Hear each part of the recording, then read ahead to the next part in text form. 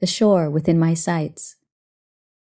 Once I successfully averted the island, I was determined to keep swimming without relaxing my efforts. I felt that if I continued to swim without stopping or holding back, one day I would surely reach the shore of no more rebirths. Then I peered ahead and could barely make out the shore. It was very far away, but it was clearly visible. Heartened at the sight of shore, I hurriedly swam toward it. Once I got there, the animal that transported me across the ocean vanished, and I walked up to the shore on my own. There was nothing but sand in the vicinity. Gazing forward, I observed an elevated, steep embankment before me. A bit later, I walked around searching for a way up the embankment. I spotted a narrow pathway formed from a vertical gap sandwiched by walls tall enough to conceal a standing human. The path was tiny, just enough for someone to fit.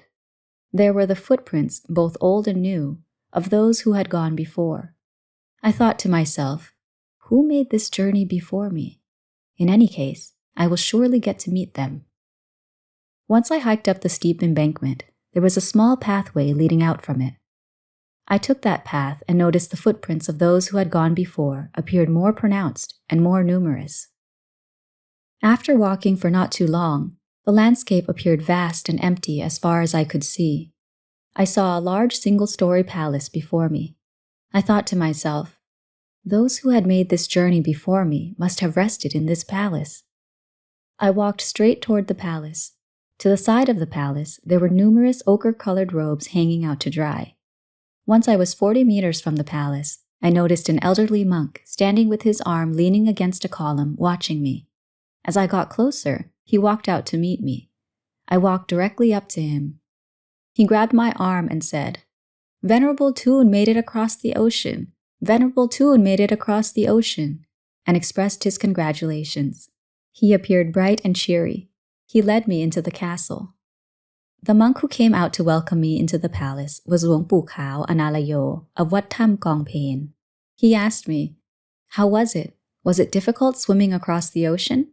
I replied, "With permission, Luang Por, floating across the currents of the ocean was not difficult at all."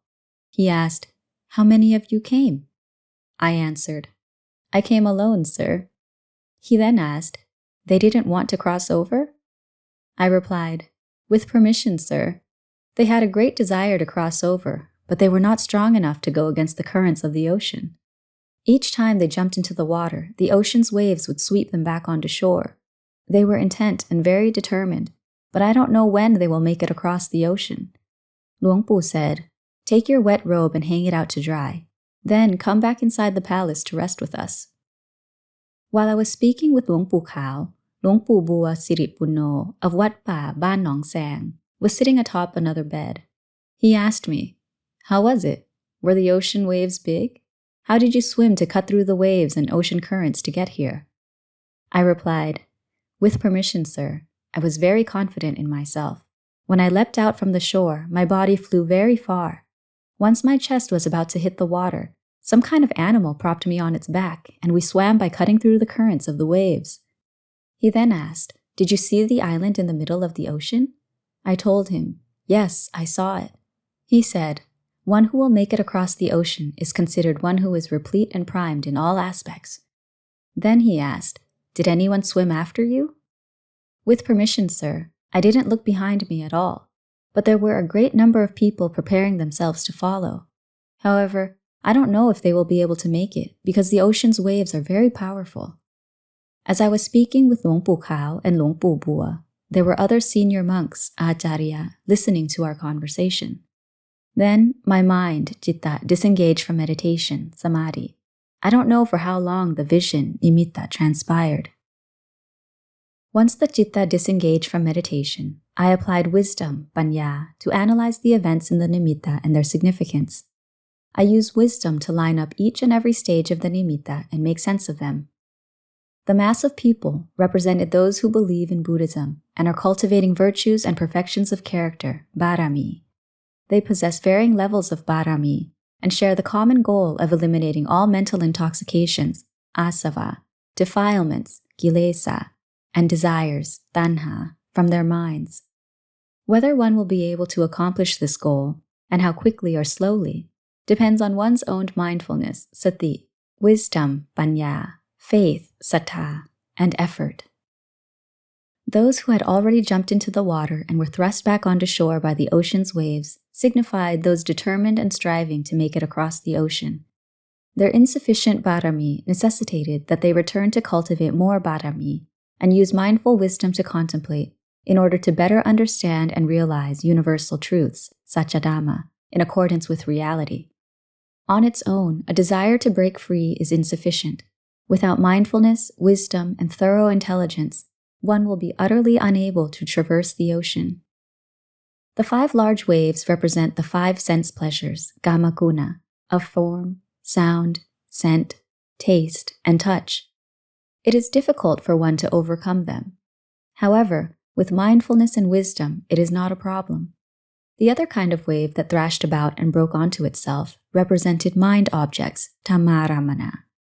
Dhammaramana is the convergence point for all preoccupations, aramana, that come from form, sound, scent, taste, and touch.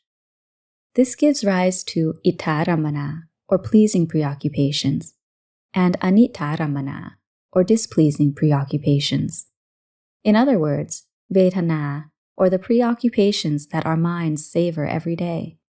This is how the mind bows to the influence of defilements and desires and gives rise to love, lust, pleasure, and displeasure.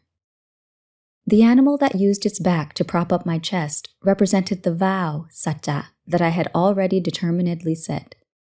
I was earnest and serious about myself. Once I had made the determination, I had to follow through with that vow, satta, and not excuse or fool myself.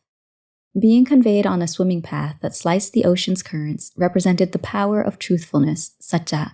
It was a major strength, and it enabled the strength of other bārami to fuse together at full potential. The perfection of wisdom, paññā bārami, was the force that compelled me to the correct destination. It was also the bright light that enabled Dhamma practice to be correct and aligned with the path and fruit of enlightenment, magga phala nibbāna. The emptiness in the middle of the ocean signified the mind being neutral or disinterested, neither pleased nor displeased with anything, not being affected by any preoccupation, aramana, of sensual pleasures, kama guna. The mind is unaffected by worldly preoccupations, aramana. It is constantly disinterested, unaffected by sensual pleasures, kama guna, and neither pleased nor displeased by defilements, kilesa, and desires, tanha, in any way. The large island in the middle of the ocean represented the Brahma realm, Brahmaloka, where hermits, tapasa, and ascetics, isi, who cultivate meditative absorptions, jhana, end up being stuck after death. They are unable to continue onto the path and fruit of enlightenment in any way. Even in our current era, once death befalls those meditators whose minds are able to attain serenity in jhana, they will similarly be reborn as these Brahmas. The counterclockwise current swirling around the island represents a mind that is stuck in tranquility, stuck in jhana. The pleasure and contentment of that blissful tranquility has made a deep imprint. Such a mind utterly lacks the wisdom to contemplate in order to understand and see the truth about all conditioned things, sappa sankhara, in this world. In other words, it is a rest stop for stupid minds, citta, that do not possess a shred of intelligence or comprehensive mindfulness and wisdom. My right leg that was pulled by the current swirling around the island, and my managing to break free, symbolized my having already attained immaterial meditative absorptions, arupacana. If you flip back to my second vasa, you'll see what techniques I employed to break free from arupacana. It may be an example, ubaya, that you can apply to teach yourself. The animal's disappearance upon making it to the other side of the ocean represented the perfections of character, bārami, that I had cultivated in past lives and in the present life, that served as the force that propelled me to the shore. The merit, punya, and moral goodness, kusala, both large and small, had finished serving their functions and obligations. They're unable to tag along into the path and fruit of enlightenment. The path onto shore that was narrow and only accommodated a single person signified, eko makko, that there is only one path, and it is the ultimate path that the Buddha has already demarcated. The term Mahasamutta represents Maha Samutti. All of the humans and animals in this world cling to delusions of Maha Samutti. Maha means a lot or great. Samutti refers to being deluded by the three realms: the sensual realm, Kama Bhava, the fine material realm, Rupa Bhava, and the immaterial realm, Arupa Bhava. Deluded by desire, deluded that the four elements, Jatu Tatu, and five aggregates, Panchakanda, are self. Deluded that material elements, Vatu Tatu, belonging to the world, in fact belong to us.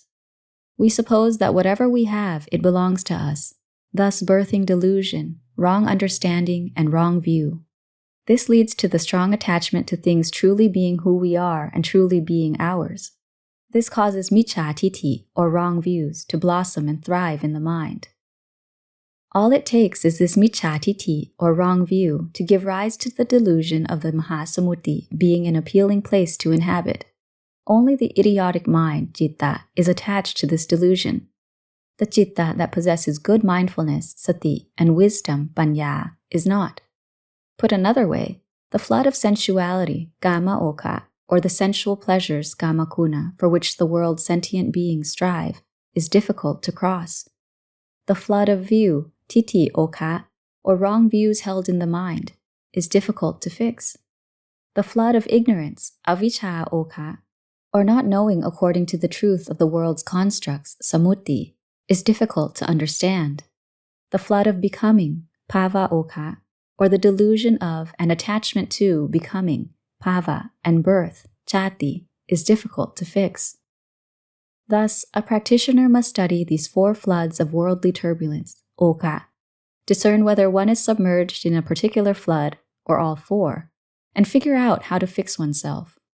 Those with good mindfulness and wisdom won't find this challenging, but those with poor mindfulness and wisdom certainly will. The four floods, oka, that are difficult for people to cross are a chronic and long-standing problem. It is a challenge to traverse and overcome them. This is due to a lack of understanding of insatiable desires, tanha. There are three types of desires. 1. Desire for sensuality, kama tanha. 2. Desire for existence, bhava tanha. And 3. Desire for non-existence, vibhava tanha. These are samudaya, the cause of each and every problem, the cause of never-ending problems that completely shroud the mind, citta, in delusion and attachment.